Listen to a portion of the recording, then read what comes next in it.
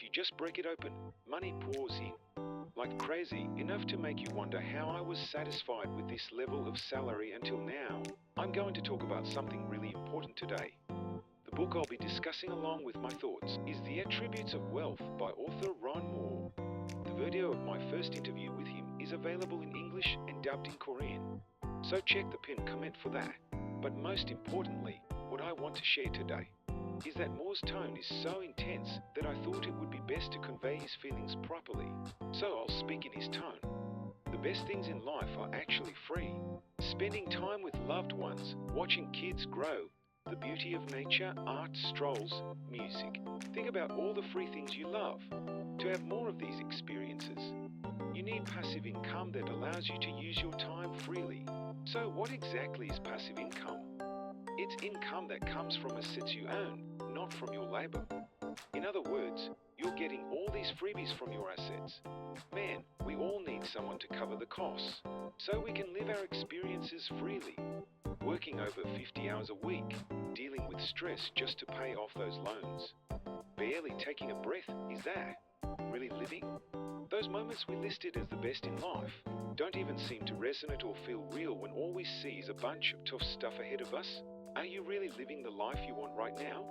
Sure, money can't buy happiness, but having more of it allows you to do more things. Money is a tool that makes exchanges smoother, giving you opportunities to exchange it for more than just material goods. I've been broke before, and I've had enough money too. One thing's for sure, having more money gives you more opportunities to do things compared to when I was driving that rusty old car. Money can be transformed in many ways like this, depending on how you view it. Let's talk about it. It incites the ability to read even the things that aren't visible, and to measure their value, therefore. The concept of money providing opportunities is actually a very strange, serious, and profound one. And this money always flows from those who spend the most money to those who earn the most money. What does this mean? It means that money moves from those who focus on spending to those who focus on earning. So let me ask you this. Where have you always been focused? Are you thinking about spending money or earning money? This difference can bring about huge differences in results. In fact, globally, 70 of people who suddenly come into a large sum of money end up losing it all within 5 years. In the UK, a whopping 44.4% of lottery winners spend all their winnings within 5 years. This is no different in the US or in Korea. But what's more important is this: out of 10 lottery winners, 9 believe that their newfound wealth will last until their grandchildren's generation. So sometimes on our channel, we have people commenting and wishing for lottery winnings. But let me tell you, that's not how it works. Just because you suddenly come into a lot of money without earning, it doesn't mean it's gonna stay in your pocket. It's gonna flow to the rich. Producers keep producing more. Consumers keep on consuming. So what do you want to be? Are you gonna debate about the rich-poor gap or focus on turning values into money? The truth is, there's enough money in the world for all of us to be millionaires and still have plenty left over for others. I hope you listen. Your doubt about making that much money comes from a deeper suspicion that there isn't enough money in the world. But the world is much bigger and more complex than you think. So who exactly has all the money that you think you should have? I'll tell you, nobody has it. Money is just printed by machines. This statement is true, but also wrong. Money existed in the past, exists now, and will exist in the future. Alright, so basically, all physical forms of money come from intangible ideas. I'm telling you, all money comes from something intangible. So think about the intangible asset that you're best at right now. How much is that asset worth? How much is it being traded for? And if it's not being traded, how much would it take for a deal to happen? Can you attract more money through that asset without spending too much of your time on it? Money is basically just the physical form of a thought. The real question is whether you can claim your fair share of it. We'll talk more about converting intangible value into money later. But first, let's discuss something more urgent. Money is constantly moving from one place to another. If you want a new car, you'll have to get rid of the one you have now. So, if you want to attract more money in life, you need to create space to fill it with money.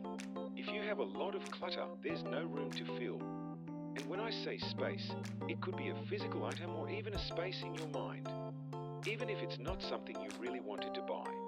Anyway, think about how the things you spend your money on are taking up the space for greater things to come.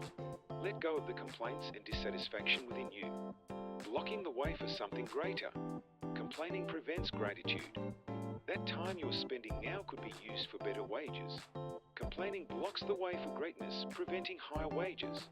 One more thing, complaining prevents gratitude. I remember when I disobeyed my mentor's advice.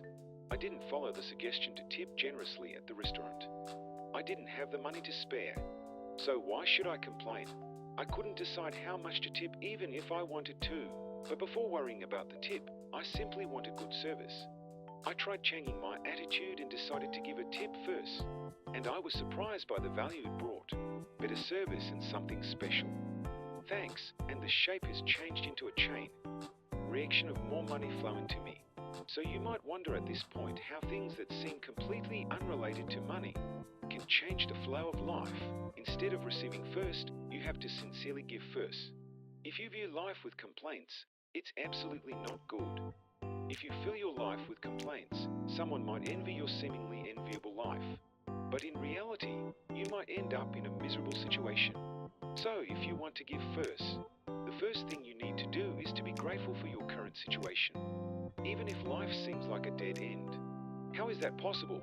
Remember that your current situation is one of the things you desperately wanted in the past. When asked how a woman, tired from raising a 3-year-old daughter, sets her mindset, she answered like this: in the past, when my child was in my belly, I constantly envisioned myself as a mom taking care of a child.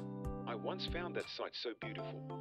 So now, even though it's tough, I think to myself, this image is what I wanted in the past. One of the things I desperately wanted to achieve, they say. When people are pushed into a corner, they start dreaming of a better environment, more freedom, more time, a better house, a better job, better things, and then desperately trying to escape from the worst situation. They end up experiencing the most intense time in their lives. That's how it comes. A life slightly better than the worst, but unfortunately, most people crumble at this point, somehow managing to climb up, now just enough to breathe and survive, but not knowing how to climb any further from here. Yet, did life ever get happier before that? It was just a life slightly better than the worst. With these thoughts, now I give thanks. Well, to be precise, I have never actually tried to give thanks. But here, just this once, you must have a mindset shift to live the life you truly desire. Your life now, not the worst, was once something you wished for. Even if it just passed by you in the past, remember that. If you do, you will be grateful.